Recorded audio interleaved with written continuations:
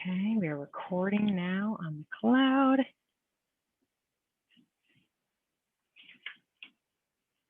And we are officially live. All right, everybody, welcome to our topic today. This is your Tuesday training, and I am here with Christy. She is a licensed clinical social worker and certified yoga teacher, and she owns her own practice called Verbena Counseling. And I'm so grateful to have you here with us, Christy. Can you give us a little bit of insight into your background and really you working with your clients? Yeah, well, I'm happy to be here. Thank you for inviting me. Um, it's hard to give a background and want to keep it simple, but really, I just have always been a person that really liked to interact with people. Previous jobs, I would just find myself chatting with people and hearing their stories and my own journey of mental health and the support I got really led me to wanting to be a social worker, specifically a therapist in private practice. And so, yeah, that's just a little, very, very short snippet of like what brought me here. Yeah. Awesome. And when you told me this before about the name of your practice, can you tell us a little bit more about how you chose that? Yeah. Very So cool. I really love nature. I think it just getting outside and being outside and outdoors is like the one way and one of the few places I really feel connected to myself and I can know what's happening in my body. It's just very, very lovely for me. So I wanted something that was reflective in my practice of that. So a verbena plant is a plant. It's a flowering plant that can survive in harsh conditions, like lots of sun, can grow on rocks, so it can survive. But what's nice about it is it can really thrive when it's tended to by a gardener or someone who's taking care of the plant. And so I liken that to therapy. We can all survive. We are surviving, right, through the pandemic and all of our life stresses. And yet therapy can be really that place where we can flourish and find ourselves in a really good place. Awesome. And even just hearing your story about your experience and kind of even what led you to become a therapist is going through that process yourself. And I have also gone through therapy and I found so much value in just having someone who is that third party or just that other person that isn't necessarily in your world, because it's a great space to feel safe and connected with someone that doesn't necessarily know your whole life story, or at least yet, until Yeah. you start Yeah. talking a little bit Right. more about it. So that's Yeah. amazing. Even just like you're saying, with the relationship between that story and your name, is that nurturing aspect of it. And so in nature, we all have things that we're going through and things that are going on in our life and our world, and to be able to then bring it back to that nurturing aspect of having that other person be that ear and working with your clients in that way. So love to hear a little bit more about, what you feel is maybe some of the biggest topics that you cover with your clients and some of the important things that we'll talk about today. We'll kind of address some of the mindful and intuitive aspects of just life in general, but also I'll tie it back to the food and we'll kind of Yeah. tag team this here. But really, most importantly, and at least what I hear so often, is just the emotional distress and how that leads to habits and behaviors. So if you can maybe even just talk to us a little bit about your experience in working with your clients in that Yeah. realm. Yeah. Well, the primary demographic or group of people I work with is predominantly adults and adult men and women that have gone through something traumatic. And truthfully, I think we've all experienced some level of trauma in some ways. Trauma is subjective. So it's not based on what other people think, but these traumas that we experience, these hardships, these very distressing experiences shape us. And so we can heal from them and recover and actually thrive, or they can really impact us on our day to day. I mean, I also work with people who experience high stress, whether you have a high stress job, you might be a caregiver. Stress just has such an impact on our overall health as well. And trauma and stress and even eating all intersect, right? When we're emotionally distressed, we want to find something that brings us comfort. And if we aren't aware of what's driving that, if we're not aware of how our body's feeling, what's going on, we're going to turn to things as coping. And sometimes we have healthy coping, like some people like to go to the gym and go kickboxing, and that can be a really great way of coping. Other times we can use that in an abusive way. And I say that that's pretty harsh, but it can be really harmful to us. And so we can over exercise and harm ourselves that way if we're not aware. We can overeat because eating is so comfortable. I mean, like, I love pizza. I love comfort foods, especially here in the Midwest. For those of you who are here, we really want to find things that make us feel good. And so when we don't know what's driving these uncomfortable feelings or we're not tuning into them, we will reach for things that bring us momentary comfort, but that actually have a long-term negative impact on our overall health. Yeah, that's so important. And I like how you also mentioned too, just how everything is intertwined together, and just your body, your physical being, your emotional being, and then tie that in with the nutrition aspect of it as well. And Mhm. something that I find often is when I have clients who are going through major stressful scenarios or situations in their life, they are turning towards food, like you said, for that Mhm. comfort. And so a lot of what we talk about is kind of, I call it breaking the chain, and breaking the chain of events. Like you're Mhm. starting off with an unwanted eating habit or an unwanted eating behavior that then leads to more guilt, that then is followed suit by, okay, I'm going to break those habits, and I'm going to, set all these strict rules. And then life happens and it continues on that cycle. So we talk quite a bit about that in with my clients, and I'd love to hear how you maybe help your clients kind of through some of those scenarios and cycles to kind of break the chain. Yeah, it's different. So in the work that I do, it's very driven by the client. And so whatever they come into my office with, it's about building a sense of agency. A lot of people, especially in the realm of trauma, have lost a sense of choice, have lost a sense of agency. Things have been taken from them. And so it's actually, even though they're wanting something for themselves, it can be really hard to take those things. And so the first thing I do is basically it's a contract between me and the client of what do you want out of this time? And if food is about that, if your emotional eating is about that, I'm going to look at what is driving this. What do you want most out of life? If you want to have a better relationship with food, a better relationship with your body, I might inquire what is on the other side of that. What would life be like if you had this better relationship with yourself and food? And also looking at what gets in the way of that. And so it's not just about the behavior. I'm not a behavioral based therapist. I have techniques that can help with behaviors, but I like to look at what's going underneath that, what's driving the behaviors. And so it's looking at a history of things, like what in your life has shaped you this way, to approach life in this way. And in this case, since we're focusing on dieting and eating, what's happening there? A lot of people have history of watching their parents go through dieting. And that's very, very popular. We look back at all the diets that have happened. I myself have a history of yo-yo dieting as well, and having to break that chain has come from inner work that I've had to do of what's driving us.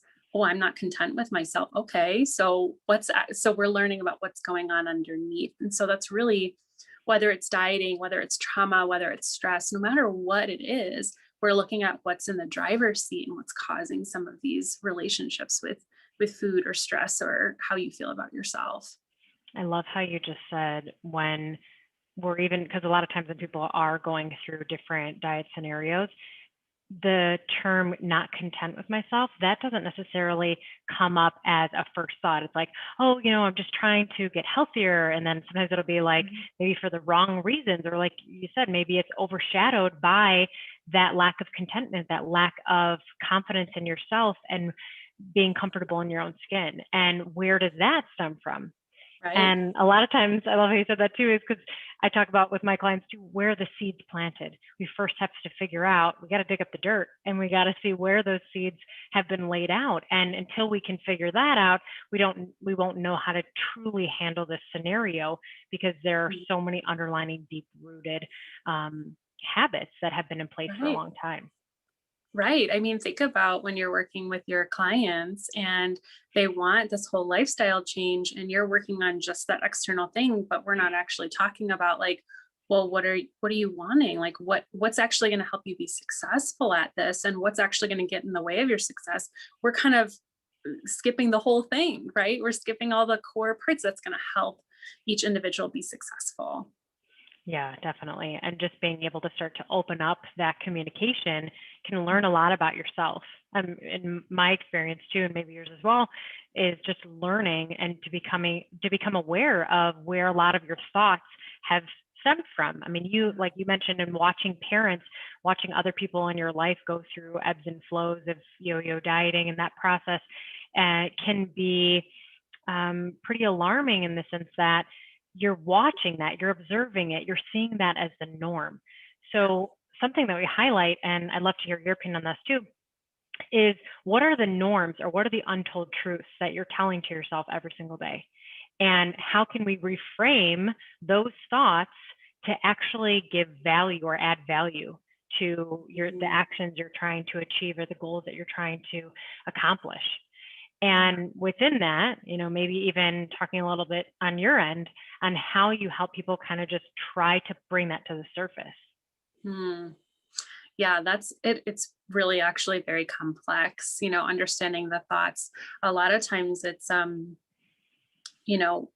fear of rejection, like and cultural expectations of like skinny and, pear shaped or whatever it is that is this ideal body shape. And that can look different per culture too. So like every Mhm. culture, every demographic, like different places have different expectations of what ideal body types are supposed to look like. And so we need to ask, like what, something just came to mind and then I lost it. But it's about, for me, it's about being curious. So it's not Mhm. necessarily trying to reframe thoughts right away. It's actually wondering like, what is that thought? Mhm. What are you actually getting from that thought? And so really understanding underlying things. And so that's very broad because it's very customized to the issue that we talk about. But for me, if I can maintain a level of curiosity, that opens up hopefully a level of curiosity for my clients. Once we don't have curiosity about things anymore, it just becomes almost like ingrained in us, like we're just functioning on autopilot, Mhm. basically. So Mhm. that curiosity piece is what really helps us be more internally inquiring about what's happening for us. And I don't know if that really answers your question or not, but I hope Yeah, so. yeah. Well, I mean, I think it shed light on a whole other aspect of this is to really stay curious in your why, stay curious in the reason behind your actions and the way that you respond. For those who are in a never ending cycle or feel like, oh my gosh, I'm just stuck, because that's another thing that I'll hear a lot is I feel like I'm Mhm. just kind of spinning my wheels and working through that with clients. There are things that I do, but I would love to hear maybe how you even get past that feeling of stickiness? Hmm. Huh. It's a good question. I I know think it that totally it's can depend on the scenario too. yeah, well, it's just a different way, the way I structure therapy, because it's hard because part of it is understanding what's driving behaviors, but another part is like actually exploring what is working or successes that they've had, or like I talked about earlier, what's on the other side? Like if you were able to reach this goal. Okay, so for an example, what might happen is a goal that a client might have is I want to feel more confident in my body. Okay, well, on the other side of that, like if you had more body confidence, what would be different for you? How would life be different? And they might say like, well, I would feel more of a sense of ease, or I would feel lighter, or I would connect with people more. And then that would be the core of actually what we'd be then focusing on is like, how can we bring you more of a sense of ease, more comfort? And so Mm, it becomes less about this external thing of like how my body is, and more about like how I'm internally feeling and processing. mhm, And then even just moving clients toward these ideas that feel so fleeting and so hard to reach. Like I have clients sometimes say like, I think I would have more ease, but I don't even know what that would be like. That's okay, because already we're kind of shifting some like neural processing of how we view stuff. We tend to focus on problems. And now I'm inviting a shift in thinking of like, well, what if things went right? What if things worked? What if things were more easy? What if you felt more confident? And now we have this whole other reel going on in the brain of, well, what if something good happens? And mm, what would that be like? So it's like a dual process. Really, we're addressing the underlying issue, but we're also inviting some positive things, some positive mindsets, some positive shifts. I think that's brilliant. And because so often people will say the worry of what if this happens? And it's usually in the negative context. So even just like you said, that dual relationship and trying to kind of segue into pivoting more positively. I say that a lot Mhm. with my clients. We're going to pivot. We're going to pivot here into a more positive mindset. And instead of asking the what if in the negative realm, what if in the positive realm? And even in those scenarios, I'm going to tie this back into even emotional eating because it's just such an important topic. Yeah. Is when you're going through, when I've got someone going through that experience, and they're like, well, what if this happens? What if this happens? And the anxiety and the fear of the unknown becomes, I'm going to reach for this chocolate chip cookie because I know that this is comfortable and this Mhm. is going to temporarily fill that void of the unknown that I don't have an experience with yet. Yeah. So in kind of shifting into saying, well, what if this was a Mhm. possibility, and trying to bridge the gap between using again that mindset or the patterns of habit shifting into that Mhm. positive realm, how then do you get from eat the cookie to move in this direction? And that's something I work on a lot too, but even be curious to see too, and how if you've got someone coming in your office, and maybe it's not just emotionally eating, but it's a habit that they're doing over and over and over again. And they're like, okay, like I've been so worried about this and it's leading me to do X. But Yeah. then you open up and go into this other mindset of what you just said, and trying to get them to say, what if in a positive way? How do you then shift them in that direction that helps them break Mhm. the cycle of the habit that's been a pattern forever? Yeah. I think, yeah, it's very interesting how you could do both of those things. I actually want to revisit something that you just said of like that reaching for a cookie, and because the fear of the unknown can be kind of scary.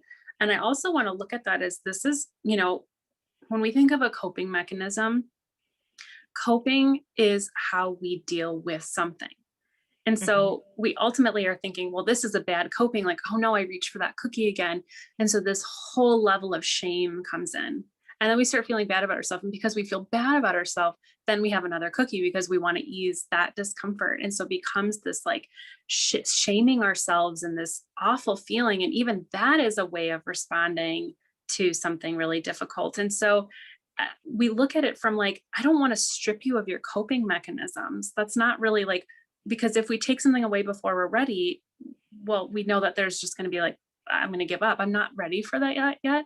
So we might look at how has that coping served you? And then we Hmm. start again, more of that curiosity of like, how is this serving you? Why does it need to be there even in the first place?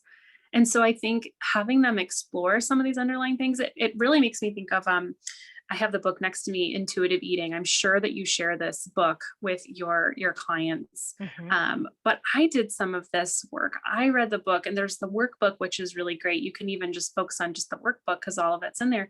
But it helps you start to understand some of the underlying stuff to what's really going on. If we just focus on dieting, it's not going to be that much different. Right. So I think understanding underlying emotions of all things is going to be really, really helpful to, and that's hard to do because that can be really uncomfortable as well. So I feel like went all over the place there, but hopefully No, I mean, that was, it's because it's such a loop, and you end up back in the same place of really feeling unsettled and uneasy in your home, mhm, your body, the place you have to yeah. live in. And yes, I do love that book, Intuitive Eating, and I've read it, of course, and have Mm, recommended it to several of my clients. And a couple of things, and I would want to talk to that for a minute here, because I'll say the very first time I read it, this was probably more than 10 years ago when I first read it, and then reread it, as time went on. And of course, like as you mature and as you learn things and as things change, you kind of almost have a different perspective on the words or the text. And so mhm, I went from the very first time reading that book to feeling like, how is this going to work? Like, how do you just mhm, give yourself complete um, freedom and flexibility of making that choice? And now I find, oh my gosh, I use that all the time in practice with clients and telling them again, the more restrictions that you place on yourself, the more shoulds that you tell yourself, the more no's, and the more limitations that you have with your nutrition and your experience with nourishment, Mhm. it creates a whole level of the want on a whole different playing field, because the restrictions then lead to, that's all I think about, that's all I Mhm. want, and that is the only thing that is going to leading back to that comfort. So Yep. now you're placing emphasis on the things that you've limited, but that limitation in itself, or those foods that you weren't limiting before, then become the thing that creates comfort. So that's where I see with my clients, is I see that cycle repeat because of those restrictions. So in the Yeah. intuitive eating world, when you're open and adding, a lot of what I say with my one-on-ones is we talk about adding value into your nutrition plan, and really trying to seek where we can add in space for, whether it's adding more vegetables or, adding more water, it's really adding in the value Yeah. instead of focusing so much on the nose. So almost Yeah. pivoting back to what you said before, is you've got this Yeah. two worlds of the what if and the no's, and you have Mhm. the what if and the yays and the Yeah. positive side of things. And it's almost asking, instead of restriction, how can I create more abundance? Yeah. Yeah. And as you were saying that, I noticed that when we have a I hate to use that word unhealthy, but a difficult relationship with food, the way you were describing it before, of like, I'm feeling something, but I'm just going to eat and I'm going to soothe. And then I'm thinking about it and I have all these thoughts. It's like functioning from the neck up, right? There's Mhm. all this cognitive stuff happening, but the hunger cues, the how food makes us feel when we eat it, everything is such a physical level, and yet we only focus on things from the head, the neck up, right? We're staying so cognitive. And so intuitive eating invites both. Our body and our brain are not separate, right? They are so interconnected, and yet we separate them. We completely miss the cues of what our body is communicating to us. And that's a big thing of what I do too, is what I call somatic mindfulness. And so this is dropping into our body, dropping in safely if you feel comfortable doing that. But what are you noticing in your body right now before you eat? Since we're talking about dieting and eating and trying to have a healthier relationship with food, what are you noticing in your body before you're eating? Are you aware of your stomach growling? Are you actually full? Is this a sugar craving that you're having that you think is this like a thought of like so instinctual? Is this a pattern of like overeating for so many different reasons? We could overeat or undereat for so many different reasons, but what is our body communicating to us? And so that is such a relevant thing. We have to not just be cognitive, we need to be cognitive and physical, and bring that mind body connection together with our relationship to many things, food included. Oh, I absolutely love that. I've never heard it described that way, as just from the neck up. That is so powerful. And I think that Mhm. probably ties into your experience even with yoga and being an instructor, is Yeah. really being one with moving your body and feeling which muscles are active. And something, I find value in too, and working with my personal training clients, is like, what muscles are we exercising right now? Like, what are we trying to do here? Are we Mhm. breathing in the appropriate format? And same thing with Mhm. yoga too. Are you breathing into the movement that you're trying to produce? Yeah. And with that being said as well, how do you then, I think that actually could relate to using yoga almost as a way to get more in tune with those cues that you were talking about. Oh, yeah. Because mind body cues is, again, those connections with your body, like you mentioned, with Mhm. the stomach, the growling tummy, Mhm. the actual feeling of fullness. Is this actual hunger? Is this a craving? Is this an emotion? And we talk Yeah. about that a lot with emotional eating. But how, maybe you could even tell us a little bit more about tying in the yoga body Mhm. experience with the mind cognitive experience, and how those two may actually help to shift those two, or connect those two together. Yeah. For those of you who have done yoga, there will always be a posture that drives you nuts. And there's some, and it could be different every time. And for me, it's something different. But when you're holding postures, there can be something that rises up in you and you feel really agitated and you just want to quickly move out, right? And most of the time when we're uncomfortable, we quickly shift to something that just eases that discomfort. Yoga invites curiosity. It invites settling into some discomfort. So the discomfort isn't dictating what we do, but more so it informs us of what's happening. And if we can slowly, and again, this is different for each individual, maybe that's a cue that you need to shift. Maybe your body's actually communicating, I'm in pain. Pain and discomfort are two different things, right? So if you're actually in pain, even being able to understand and distinguish those two differences can be very transformative for you, and yoga can help with that. And if it feels very painful, move out gently, right? Move away from that. But if it feels uncomfortable, well, where's the discomfort? Where in your body is that? Can you breathe? Take a deep breath, right? Can you use your breath even to relax that space that is agitated or tense or tight? And so it's very, very much bringing awareness to how you can even self-regulate, really, beyond using something external to help us regulate. I love the point that you mentioned too about the levels of discomfort, because something that I'll mention quite often too is almost finding like beauty in shades of gray, trying to find the discomfort, ease into ease into the discomfort to grow. And I think you bring up two really excellent points. Is one, if you are uncomfortable with the pain in the situation that you're experiencing, why aren't you shifting? Why aren't you moving? Why aren't you creating a different path or a different motion?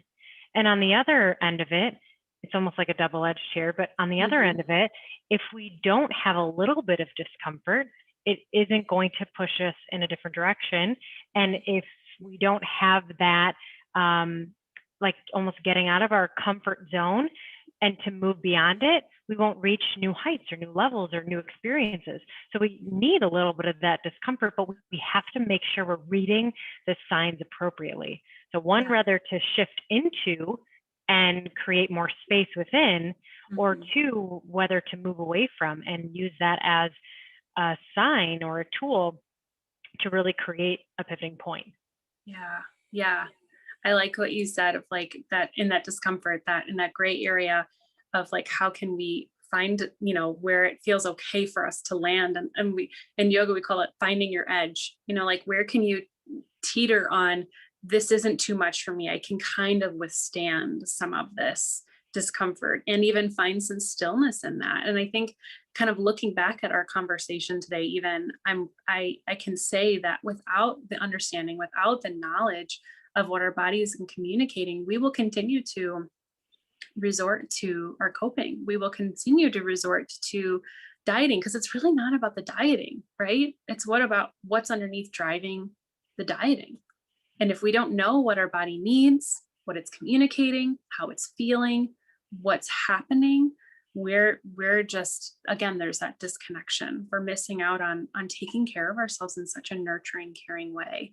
And recognizing that tuning into our bodies can be very, very hard for those who have experienced some significant trauma. And so if that's you, this isn't to point out that this isn't another way to shame yourself. This is actually communicating that this happens to people. And if that's you or whoever else is out there, get some support. There's support out there that's out there to safely help you navigate those challenges so that you don't have to resort to coping for the rest of your life.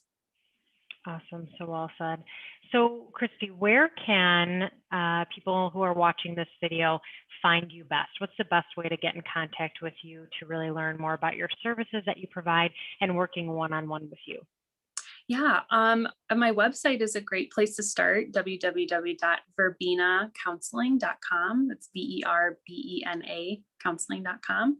And that has just like all of the stuff that I have right now, like services. Pretty much I'm just working with individual clients through telehealth and in person for those who feel comfortable. And then I also have a Instagram page that is Verbena counseling. So you could find me there too. And I'll post some things. My emphasis is really on complex PTSD or complex trauma and stress. So that's pretty much what you'll see a lot of there. Yeah, but that's where you can find me. Awesome. And it has really, just been a pleasure just going through some of these scenarios with you today and talking through all of this. If you guys have any questions on anything we've talked about today or have any questions specifically for Christy, please reach out, post them in the comment section, and we'll make sure we get back to you, in a timely fashion here. So thanks so much for joining us today, Christy, and for your Yes. time. And it's been a pleasure getting to know you and looking forward to future collaborations together. Yeah, absolutely. Thank you so much for the time, for everyone who showed up and was able to watch today or will watch. I really appreciate Ashley and just what she's putting together here and taking the time for me and to have me here. So thank you. All right. Thank you so much. Yeah. Have a great Bye. day. You too.